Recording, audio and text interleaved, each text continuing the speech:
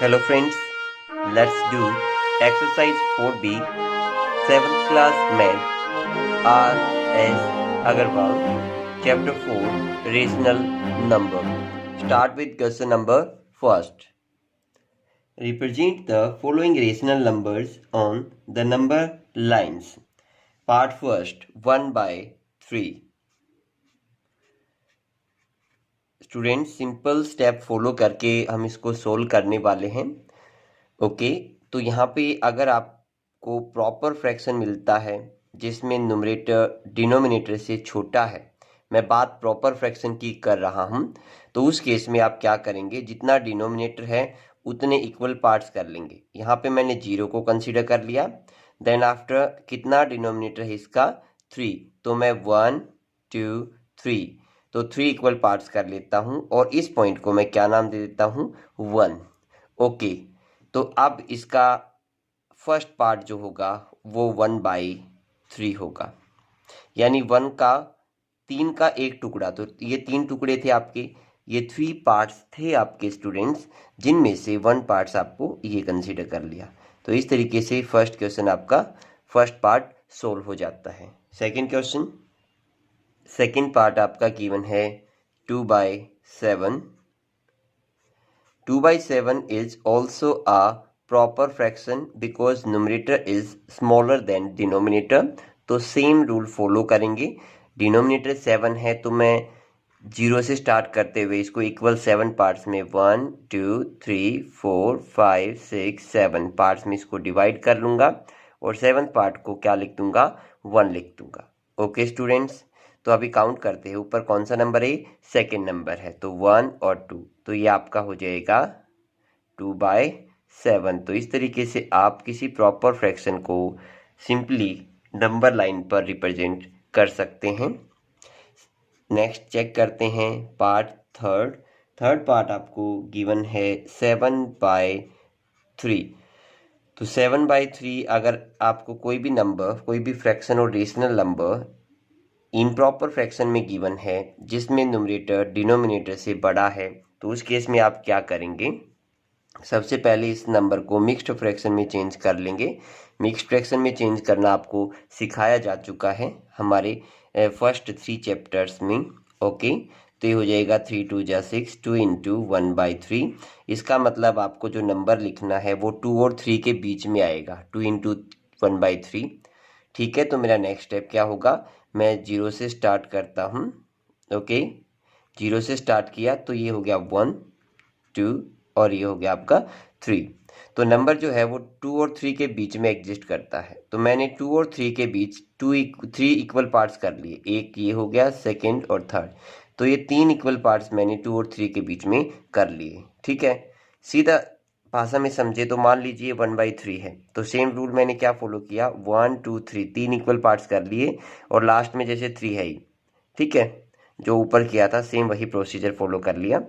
अब मुझे क्या लिखना है, 2 इंटू 1/3, 2 तो ये हो गया और 1/3 इसका ये पार्ट हो गया, तो आप इसको लिख देंगे 2 इंटू 1/3। ये इसका मिक्स फ्रैक्शन फॉर्म है, आप इसको 7/3 फॉर्म में भी लिख सकते हैं। सिमिलरली पार्ट फोर्थ में आपको गिवन है 22/7।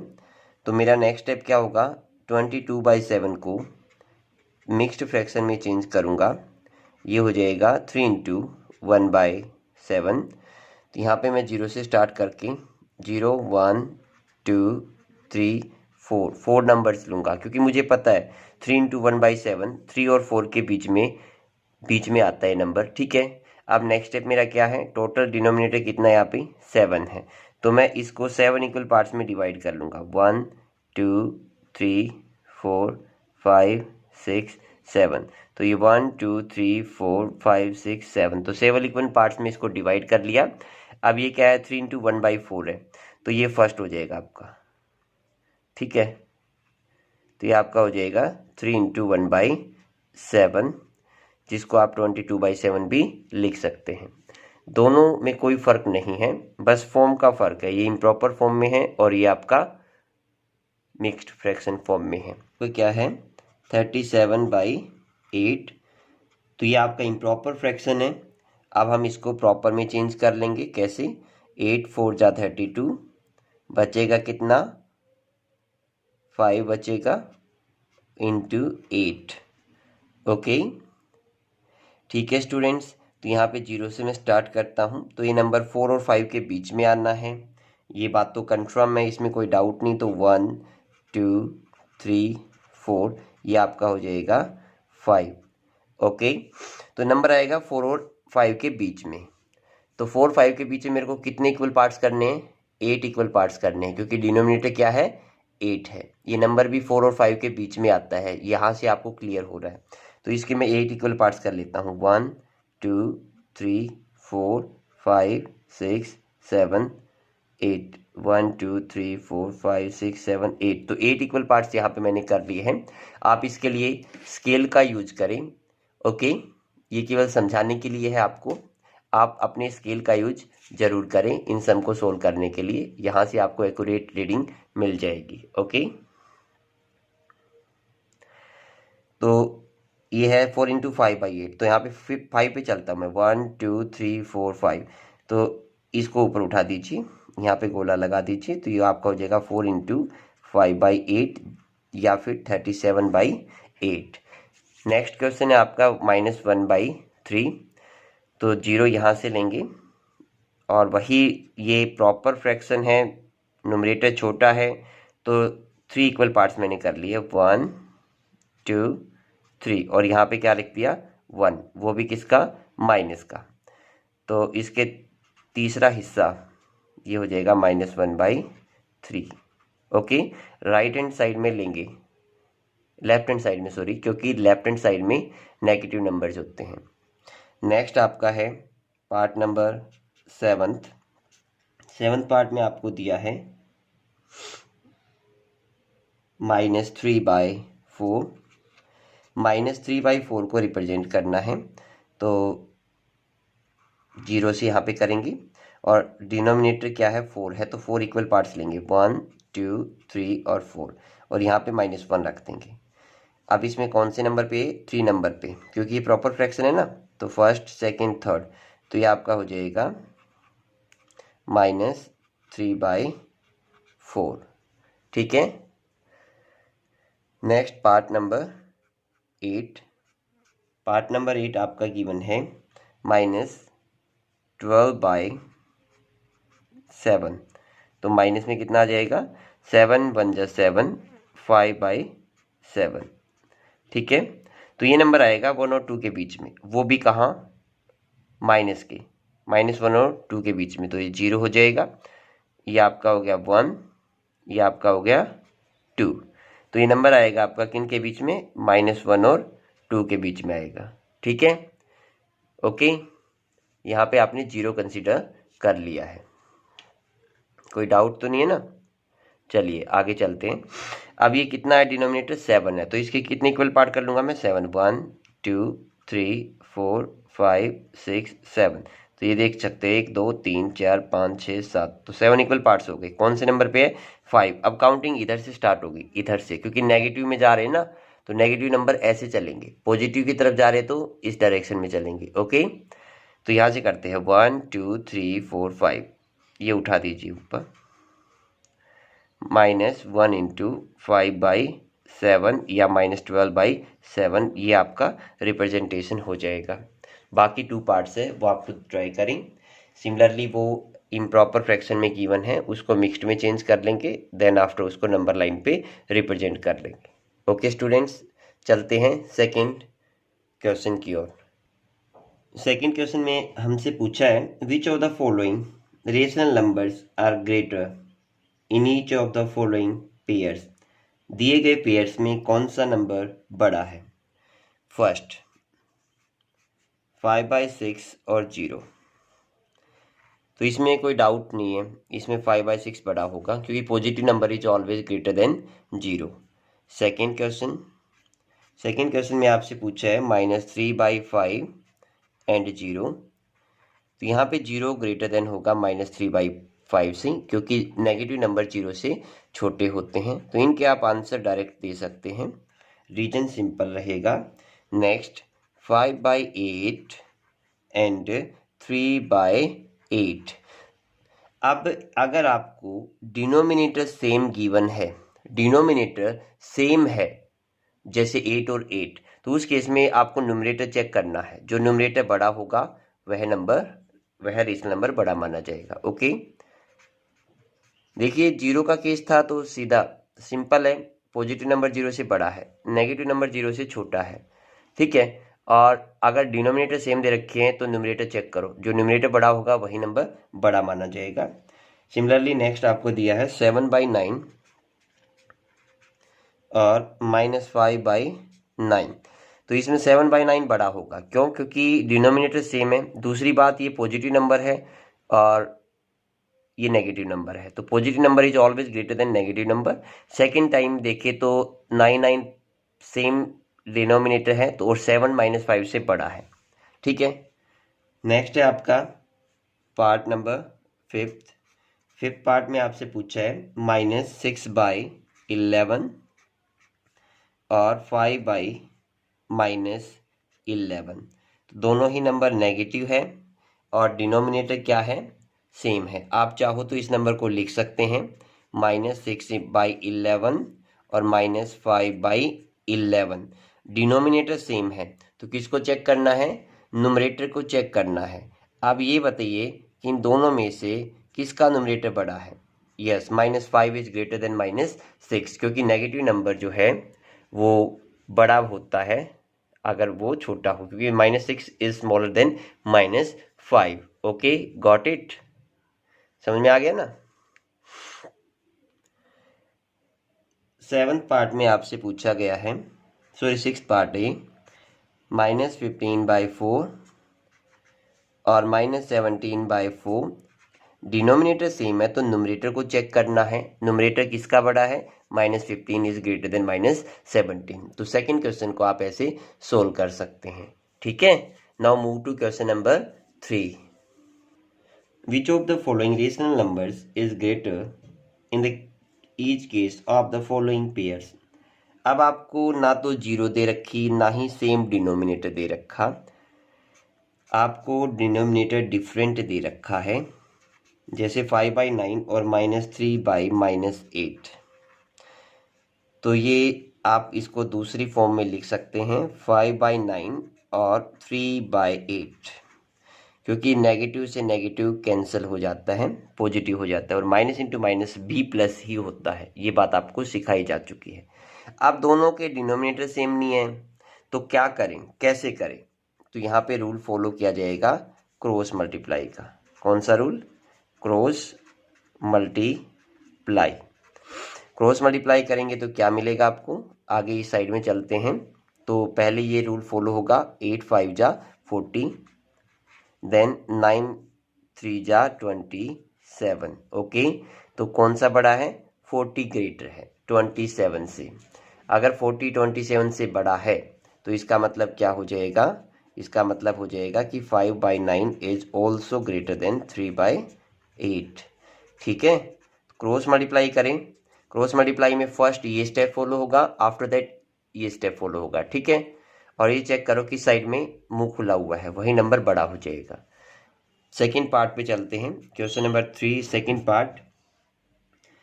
4/-3 और -8/7। तो सेम रूल फॉलो करेंगे, क्या कर देंगे? Cross multiply. क्रॉस मल्टीप्लाई की तो क्या मिलेगा आपको? 7 × 4 और इधर -8 × -3 28, और ये हो जाएगा 24। माइनस से माइनस कैंसिल, या माइनस इंटू माइनस पॉजिटिव हो जाएगा। Which number is greater? 28 is greater. Okay, 28 greater है तो आपको सिंबल मिल जाएगा 4/-3 is greater than -8/7। Okay, similarly third part पे मूव करते हैं। इसका थर्ड पार्ट क्या है?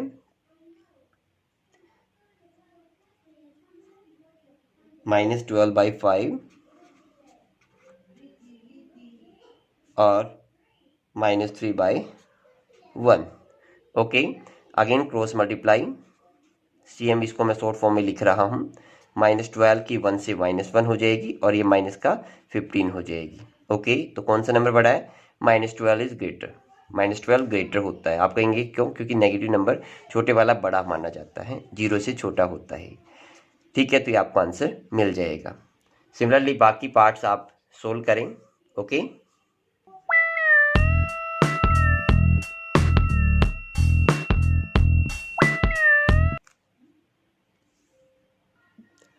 Question number 4, fill in the blanks with the correct symbol less than, equal to और greater than। ये सिंबल आपको फिल करने हैं। पार्ट फर्स्ट पे नजर डालते हैं। फर्स्ट पार्ट में आपसे पूछा है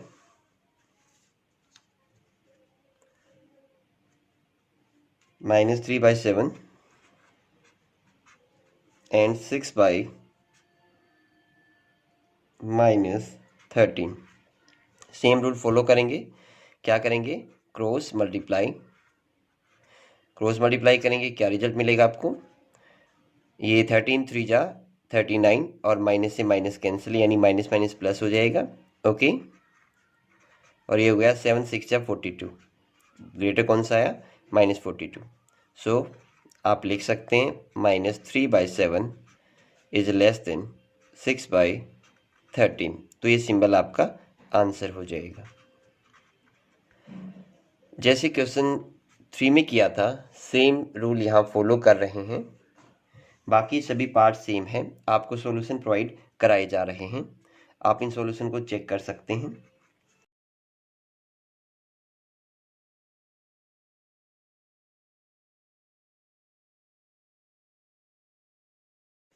स्टूडेंट्स, बाकी 3 पार्ट्स को आप खुद ट्राई करें। ओके स्टूडेंट्स, और आप ऐसा कर भी सकते हैं। Do it yourself.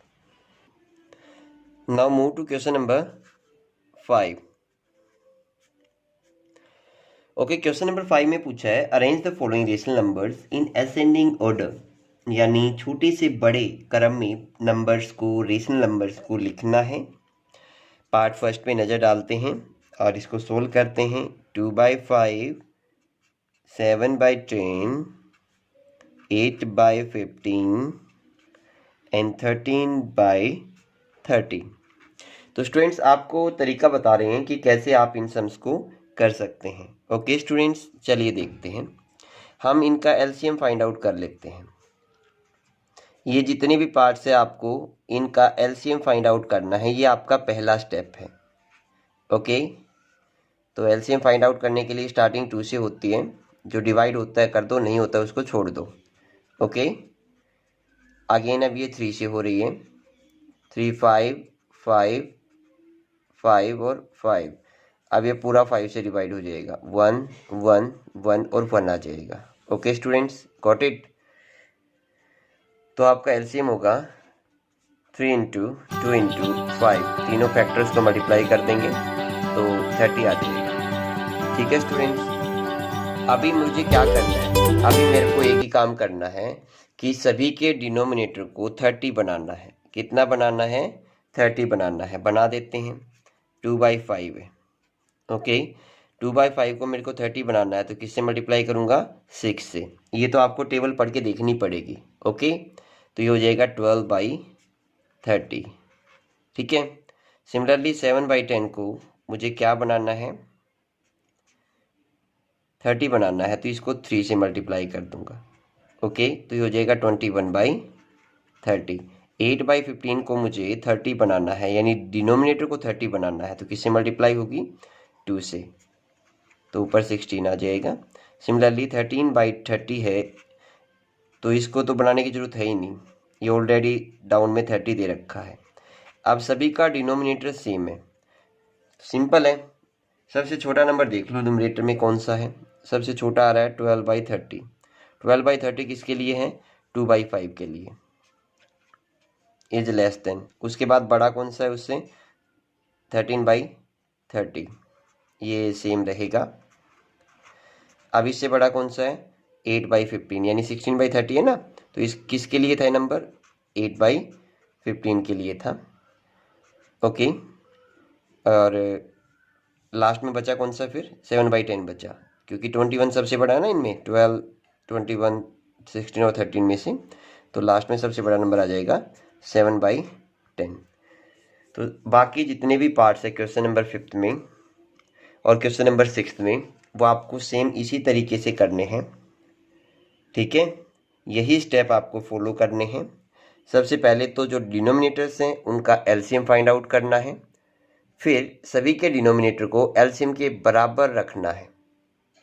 जिस नंबर से डिनोमिनेटर का मल्टीप्लाई करके इसके एलसीएम के इक्वल लाओ, उसी नंबर से न्यूमरेटर को मल्टीप्लाई कर दो। अब डिनोमिनेटर सेम हो जाएगा, फिर न्यूमरेटर को चेक करो।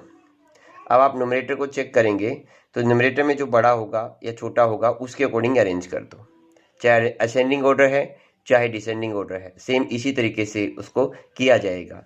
सो students, question number 5 and question number 6 do it yourself, practice करिए and solve by same method.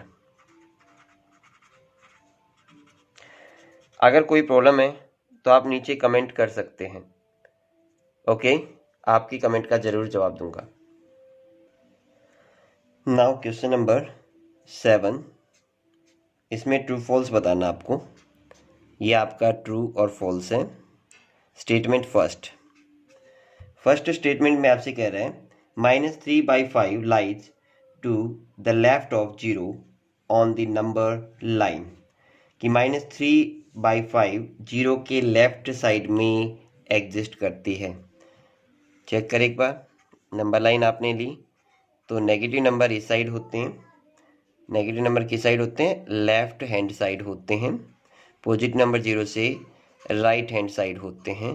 Question के अनुसार कि ये इसके लेफ्ट साइड में है 0 से, तो ये क्या हो जाएगा, ट्रू हो जाएगा फर्स्ट स्टेटमेंट में। ओके, सेकेंड स्टेटमेंट क्या है आपकी, सेकेंड स्टेटमेंट कह रहा है कि -12/7 लाइज राइट टू द 0, कि -12/7 जो है जीरोज के राइट हैंड साइड में है, तो ये गलत है, ये फॉल्स है। ये गलत क्यों है, क्योंकि 0 से राइट हैंड साइड में पॉजिटिव नंबर्स होते हैं, नेगेटिव नंबर्स केवल लेफ्ट साइड में होते हैं, तो ये स्टेटमेंट फॉल हो जाएगी, गलत हो जाएगी। ओके, पार्ट 3 में हमसे पूछा है 1/3 and -5/2 lies on opposite side of 0 on the number line, कि 1/3 और -5/2 एक दूसरे के 0 से अपोजिट डायरेक्शन में है, तो ये ट्रू है।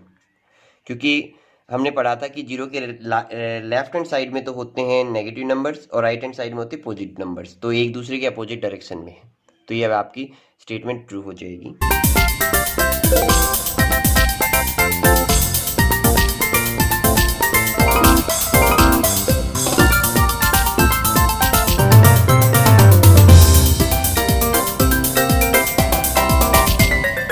हेल्प की जाएगी। Question number 9, find 5 rational number between -1 and 1, यानी -1 और 1 के बीच में कोई भी आपको 5 रेशनल नंबर लिखने हैं। तो बेटा इसका आंसर क्या होगा, इसका कोई फिक्स आंसर नहीं है, क्योंकि इनके बीच में इनफाइनाइट नंबर्स है, अनंत नंबर्स है। फिर भी कुछ नंबर मैं चाहूँ तो लिख सकता हूँ, जैसे एक तो हो गया 0, आपसे कितने पूछे, 5 पूछे, तो एक तो 0 हो गया।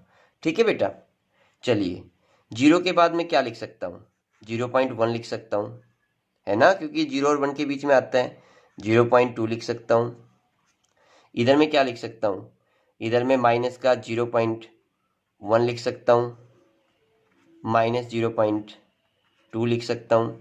कितने पूछे थे, 5। देखें 1 2 3 4 5, तो हमने इनके बीच में 5 रेशनल नंबर्स को लिख दिया है। ठीक है, समझ में आ गई ना बात।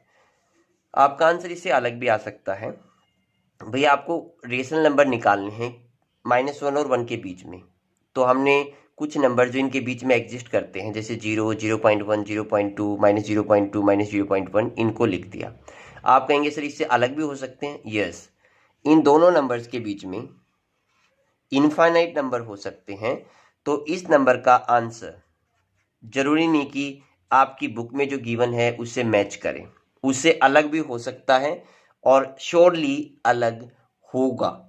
ठीक है स्टूडेंट्स, आप चाहो तो इसको लिख सकते हैं फ्रैक्शन फॉर्म में, जैसे 2/10 यानी 1/5 हो जाएगा, यानी 2/10 आप इसको लिखोगे, ये आपका 1/10 हो जाएगा माइनस का, ये 0 एज इट इज रहेगा, इसको आप 1/10 लिख सकते हैं और ये 2/10 हो जाएगा। तो ये नंबर आपके -1 और 1 के बीच में होंगे। ठीक है, आंसर अलग हो सकता है। क्वेश्चन नंबर 10, क्वेश्चन नंबर 10 में आपसे क्या पूछा है students, find the rational number between -3/5 and -1/2। ठीक है, इनके बीच के हमें रेशनल नंबर फाइंड आउट करने हैं। कितने करने हैं? Find the rational number between, कोई भी एक रेशनल नंबर इनके बीच का फाइंड आउट करना है। तो सबसे पहले हम क्या करेंगे, एक दूसरे के डिनोमिनेटर से मल्टीप्लाई कर देंगे। जैसे -3/5 है, इसको मैं 2 से मल्टीप्लाई कर दूंगा, मुझे मिलेगा -6/10। सिमिलरली -1/2 को मैं इसके डिनोमिनेटर 5 से मल्टीप्लाई कर दूंगा, क्योंकि डिनोमिनेटर इक्वल करना है मुझे डिनोमिनेटर इक्वल करना है, इसलिए मैं एक दूसरे के डिनोमिनेटर से मल्टीप्लाई कर रहा हूँ। जैसे -5/10 हो गया, तो हमारे पास ये जो नंबर्स थे इसके डिनोमिनेटर इक्वल आ गए, जैसे -5/10 और -6/10। क्या इनके बीच में कोई नंबर है? यस, बहुत सारे नंबर्स हैं। ठीक है, कैसे निकालेंगे कैसे? इसके लिए एक तरीका है, इन दोनों को मैं 2 से मल्टीप्लाई कर दूं तो मुझे क्या मिलेगा, -10/20 और इधर मिलेगा -12/20। डिनोमिनेटर सेम है, ये नंबर -10 ये -11 है, तो इनके बीच का नंबर क्या होगा, -11 डिवाइड बाई 20। तो ये आपका आंसर आ जाएगा। स्टूडेंट्स, इस तरीके से कोई भी क्वेश्चन आपको गिवन है जिसमें आपको 2 रेशनल नंबर्स के बीच कोई भी अनदर रेशनल नंबर निकालना है, तो सबसे पहले तो उनके डिनोमिनेटर को इक्वल करेंगे। जैसे हमने यहाँ पे 3/5 और 1/2 के डिनोमिनेटर को इक्वल किया। इक्वल करने के बाद जितने भी नंबर पूछे हैं, अगर आपसे 1 नंबर पूछा है तो आप 2 से मल्टीप्लाई कर देंगे दोनों को, 3 पूछे हैं तो 4 से कर देंगे, यानी जितने भी नंबर पूछे हैं उससे एक ज़्यादा से दोनों को मल्टीप्लाई कर दो और आपको आंसर मिल जाएगा। ठीक है students, exercise 4B RS Agarwal की कंप्लीट होती हैं। अगली एक्सरसाइज 4C हम बहुत जल्द लेके आएंगे। ओके स्टूडेंट्स, वीडियो देखने के लिए धन्यवाद। सीखते रहिए, पढ़ते रहिए। Thank you so much.